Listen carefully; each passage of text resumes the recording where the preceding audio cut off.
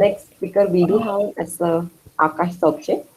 So Akash has completed his degree in information technology in 2011. Later on, he completed his Masters of Arts in Education in 2015 from Azim Premji University, Bengaluru. Then in 2017, he has completed his Bachelor's of Education from Savitribai Phule University itself, and currently he is pursuing his PhD in Educational Philosophy from Purdue University.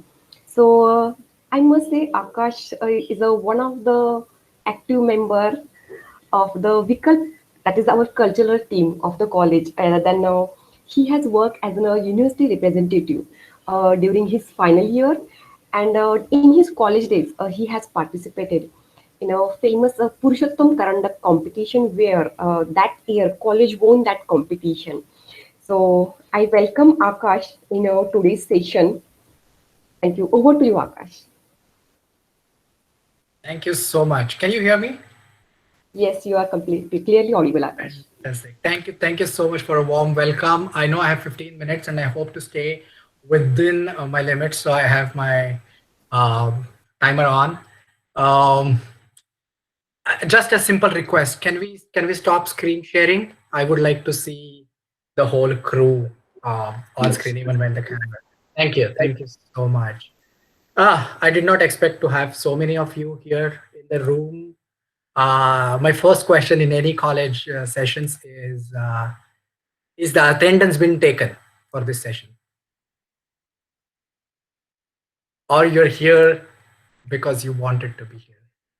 So feel free to use your chat box and just share vividly when I speak. Just I would like to make this interesting and interactive. So whatever thoughts you get from this session during this session, please make sure you mention something in the chat box. I have it open here, so I'll be looking out for your session. So is this session a required session for uh, TY, MCA? Sorry, the two classes we have here, or is it a voluntary session? Anyone? I would like to know that first because a lot of things depend on what you say about this. No answer. Fantastic. This is going to be interesting. Um, so, Aparna ma'am, can you tell me if this session is required or it's a voluntary session? Actually, from our side, it's voluntarily. Okay, I see how it is. So I'm asking this question because I am your very own. So I am a part of this department. I graduated 10 years ago. Let me begin with paying my reverence to one of my beloved gurus from our department. You may not, maybe he taught you. Uh, I'm talking about Professor Dube. Dube Saranchi ko पाठवण इतिहास. He would have been super proud to see me come here and share my experiences. I was very fond of him, and we lost him last year, and I'm very sad about it.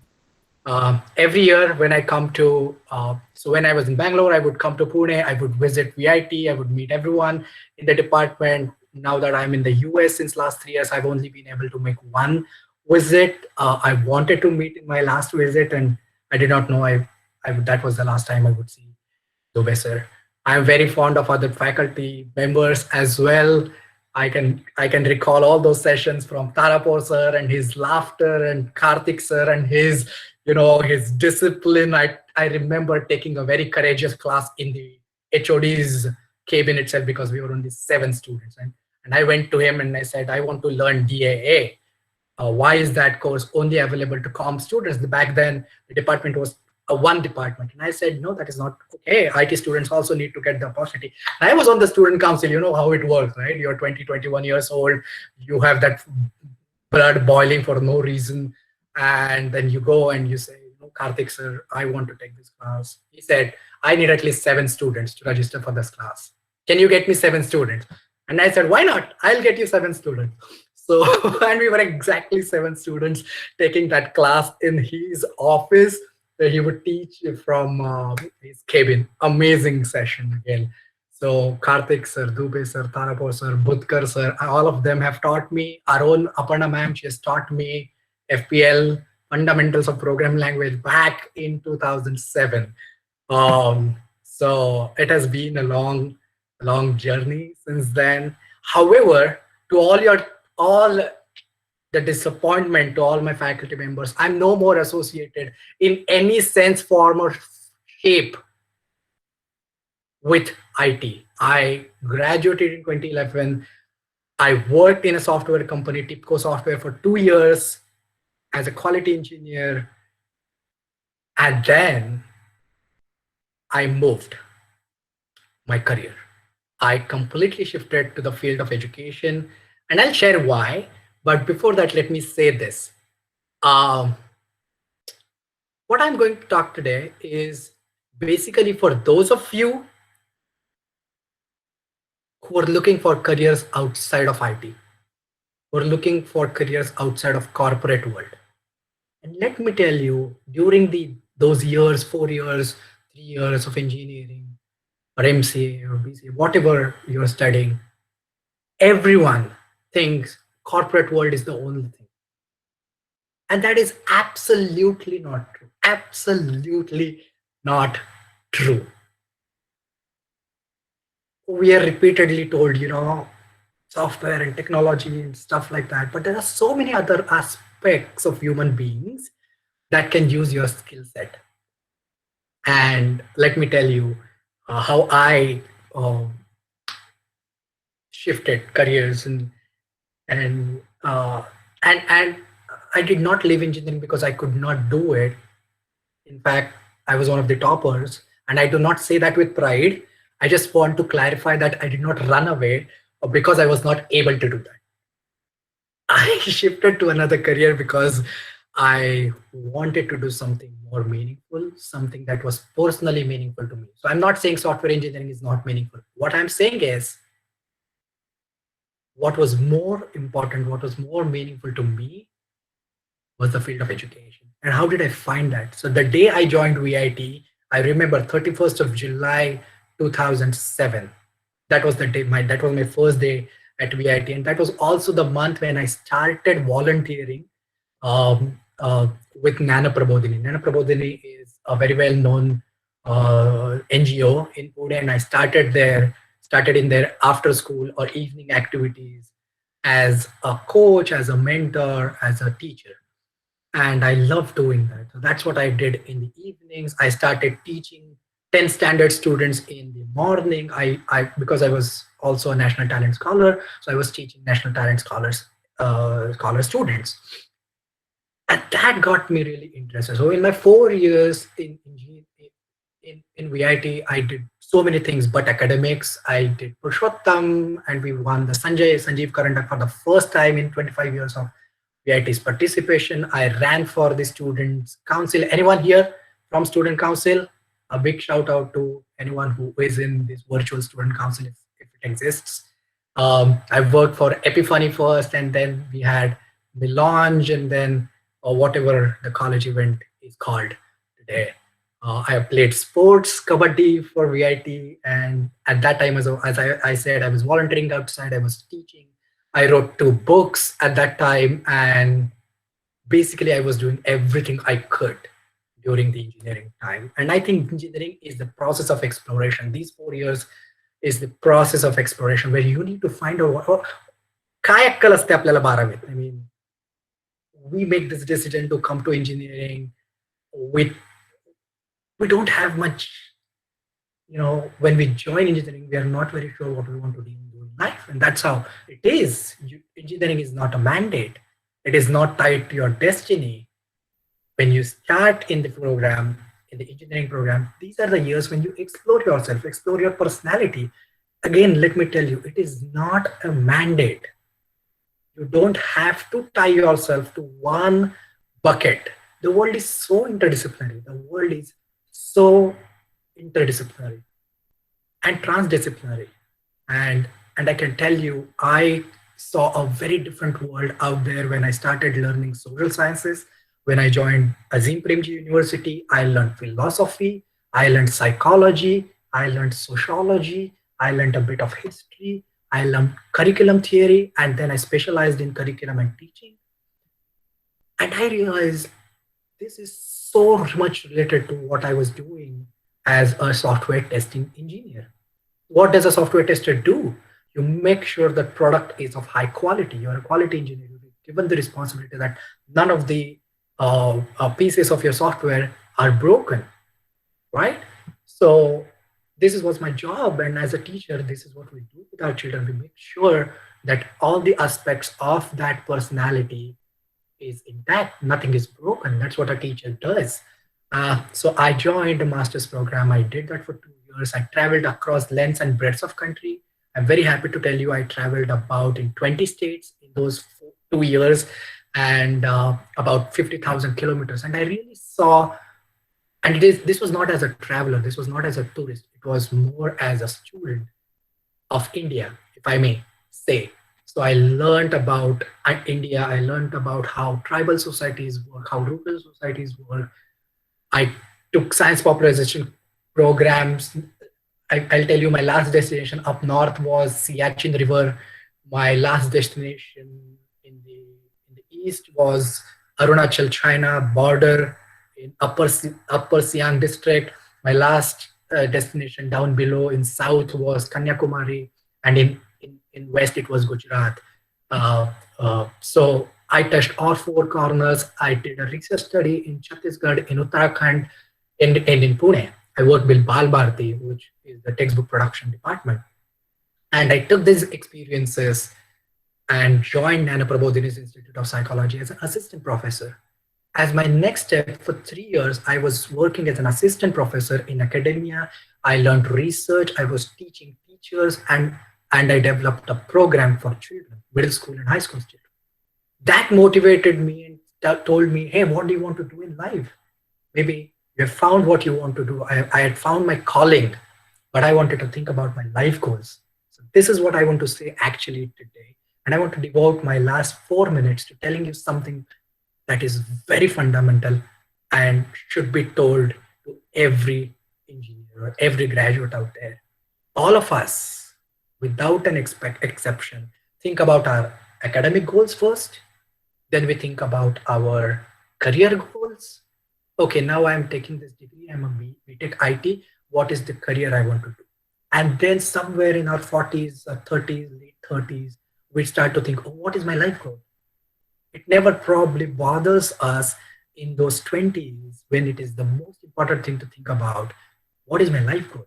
If I ask this question to you today, would you be able to craft your life goal? May it be through IT, may it be through machine learning and data science. Make no mistake, last semester I took a course on machine learning because it is very much related to statistics, which is the core of educational research. So I did learn machine learning algorithms and how to use them in R. So I'm not away from programming languages, I'm not away from machine learning, but I'm using them for a very different purpose, that is educational research. So I realized my life goal is to make a difference to someone else's life. And I would like to do it on a large scale, at least 1% of India. And I'm saying this on a big platform, not to praise myself, please make no mistake.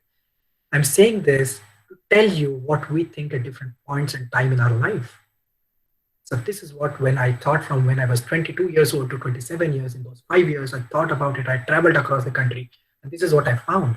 And I thought that is a life goal worth working toward. When I'm 80 and probably on my deathbed, I would like to assess my success of life against this one thing. Have I made any difference? And for that, my career path is through education. And then there is flexibility. When you know where you want to go, ultimately, you can take any career path to reach this. I may switch my careers again and again and again because the light post is known. I know where to go. So what I would suggest all of you to think about your life goals. Do you know your life goal? How can you achieve that life goal? That becomes your career goal. And then how can you achieve your career goal? That's when you think about your academic goals. We do the exact opposite, academic to career to life. Let us try and reverse this. Life, then career, and then academic. So I found my life goal. So I thought, okay, what is the career I want to do? Okay, I want to become an educator. If I want to become one of the best educators, I need to go to one of the best institutes to study. Azim Premji University is a national level institute. So for my PhD, I realized, oh, my boss has a PhD, my boss's boss has a PhD, and my boss's boss's boss has a PhD. So maybe in education, the minimum is a PhD. So when I was 27 and 28, I decided to go for a PhD. That's why I'm here at Purdue University, 3 years down, one more year to go. I'll soon be there with you all in Pune to conduct my dissertation research, and I'll be done maybe next year when we meet around this time. I'll be done with my doctorate. But it's like if I want to do a 50 years of career as an educator, 5 years of PhD, 4 years of PhD is less than 10% of my investment. Rest 90% is my return. And that is why PhD did not seem like a big thing when I was 27, when people would say, okay, why don't you get married? So why don't you settle down? I was like, no, settling down is probably death. I need to settle up. I need to desettle myself. And that's why I started pursuing my academic goal at that time, which was in alignment with my life goal. So this completes my 15 minutes here. I have a very simple message, if I may convey to you, is that engineering is not a mandate. There is an entire world out there that's beyond corporate world. There is an entire social sector. There is an academic sector. We want great professors. We want great teachers. All of that is required to make our country a beautiful place, our world a beautiful place. What is a possibly endure difference that you will make to your whole career and life?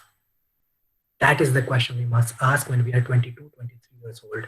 That question should haunt us more than which job, which placement, what package, and what CV I have. That is what I want to say. Thank you so much. Over to you, Aparna man. That's my 15 minutes. Thank you. Akash, if you want to speak, we will extend the session, no problem at all. Yeah, yeah, Question yeah. We would answers. like I to hear think from you. Really, I we would would like to hear from you. I can You may say continue the session, no problem at all. many more things, but I want to be respectful to the next speaker. So let me hear speak No, first, and in Akash, question answer. no, no. If you want to continue, no issue, no problems. You can continue. Means, yeah, uh, this is so basically this was my pitch today. Telling so many things may not stay with you. I wanted to tell you this story that have you explored enough things? That is the question I want to ask you. Have you explored enough things for your career? Have you given yourself uh, a thought? What are you great at? What is that you want to do? Take this moment today to think about it. What is that you would like to make a difference through? And this world is so interconnected, so interconnected. One small virus, and we are here. Everything is at halt. One small virus is spread across all 197 countries. We're so interconnected. Where one market in Brazil failed in 1999, we know as a consequence, Americans failed, the UK failed, and then we had a global recession. So we are so deeply interconnected. Then can we be only self-centered and think about our professional roles? Can we afford today, if we want to sustain as a human race for next 100, 200 years, can we afford to do what we are doing today? That's the fundamental question we need to ask. The way we are heading to, the way we are thinking about careers, do you think we'll be able to sustain? If you are a technology freak, you want to do something through technology, do you think technology should go hand in hand with humanities? Can you today afford not to understand humanities, psychology, and sociology and social sciences? As an engineer who is now a social scientist, I can tell you, you cannot afford not to understand sociology today because technology is used by humans ultimately. You cannot afford to not understand humans. And I cannot emphasize enough on this topic. Bhutkar sir, if he were to be in this room, he would appreciate this because that is what he does, human computer interaction. So humanities and social sciences are very absolutely fundamental to our development as an individual. If you have not studied any of it, have not taken the opportunity, I can guarantee you that you are missing out on a very big piece in your life. And you have a chance to change that. You have a chance to change that. Today, we cannot afford engineers to not have empathy. We cannot afford engineers to not have compassion. I'm going to take a jab at one of the biggest personalities in the world today. Pardon me, but I need to say this. This is a truth. I will not say this is the truth. This is a truth. I'll say Elon Musk, this dude, one of the most well-known industrialists, founder of Tesla and SpaceX and all of that, he had the audacity to write on Twitter to say that we will coup anyone we wish to for the metals that go in Tesla cars. And this was in reference to what the US government and Tesla did in Bolivia to destabilize the Bolivian democracy. Can we afford to become these such engineers? This is whatever I'm talking is not a digression. This is a very much reality. When you become an engineer, a senior scientist, a principal architect, anything, can you afford not to have empathy? Can you afford not to have compassion? Can you afford not to have a concern for others? Can you only afford to think about the financial gains of your company? Can you afford to look at the world through stock market or what Wall Street Journal says or how Wall Street functions? Can we afford as human race to have a very narrow view? My simple ask today to all the engineers in this room is that let us think more broadly rather than narrowing down on your career path. I am saying, I'm urging you all to broaden your thinking about career. You will have 50 years ahead of you. It's okay to change careers. It's absolutely fine to go with your liking. It's absolutely beautiful to pursue your passion. In 2011, when I just graduated from VIT, I was earning 50,000 a month. Back then in 2011, it was a good salary. I worked for Nano Proposing for 3 years. That time my salary was 20,000 per month, but I was happy. I was happiest. My salary was one third, but my with one additional master's degree, but I was happier. I think happiness is something it's so underrated. We have conditioned ourselves to think about our progress and success in terms of how many research publications I have, how many patents I have, how many digits I have in my salary, how many vehicles I have, what best technology I have, how fancy clothes I wear, what watch I wear. These are not as important as our personal happiness.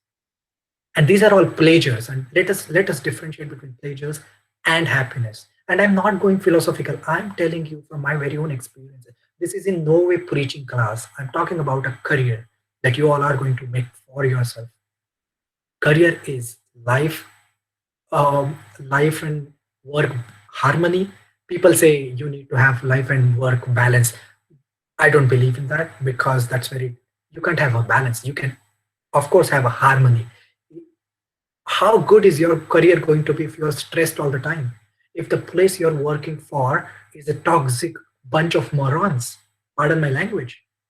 But what is the use of working in a company that has absolute toxicity or their goals are to just generate profits and not think about the environmental aspects of what product they are developing, the kind of destructive technology they will develop, Would you want to work for a company that is contributing to sorrow and suffering in the world?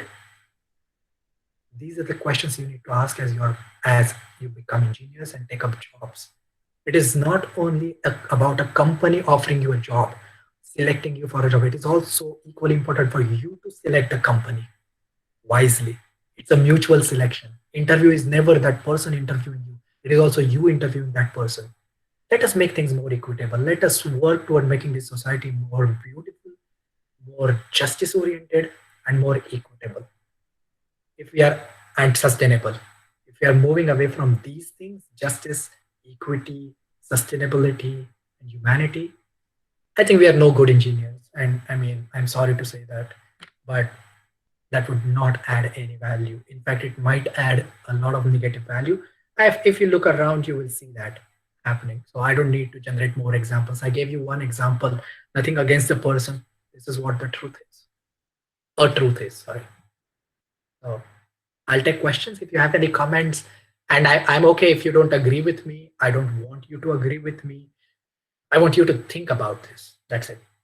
And you might have a strong opinion about it. You can write it in the chat box. I'm very, very happy to respond to some of your comments there. And yeah, if you have any criticism of what I said, that's fine. If you have any appreciation of it, or if it made you think about something about your life, that would be the best use of my and your time here today. That's it. That's from my end. Thank you for this opportunity. I'm humbled and I'm honored to be speaking here. Thank you, Akash. Yeah, Akash, very nice. Yes. Anybody